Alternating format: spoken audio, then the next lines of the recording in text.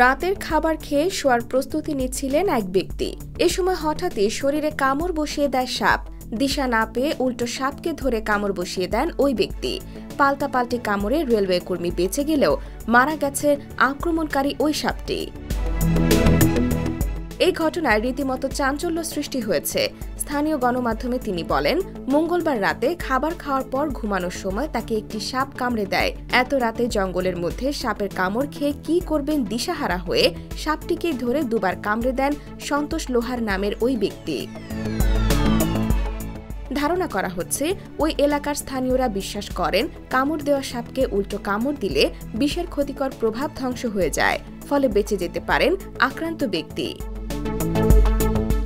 জীবন মৃত্যুর এই লড়াইয়ে শেষ পর্যন্ত ওই রেলওয়ে কর্মী বেঁচে গেলেও মৃত্যু হয় সাপটির।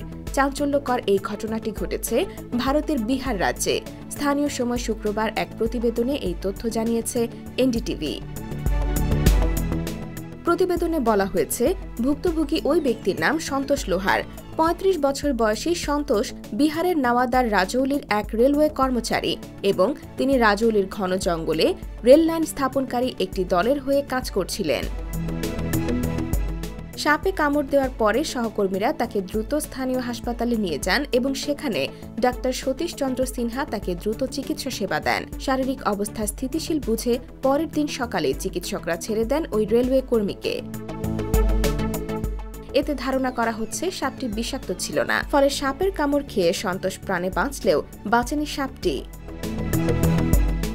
IBTV USA, new York.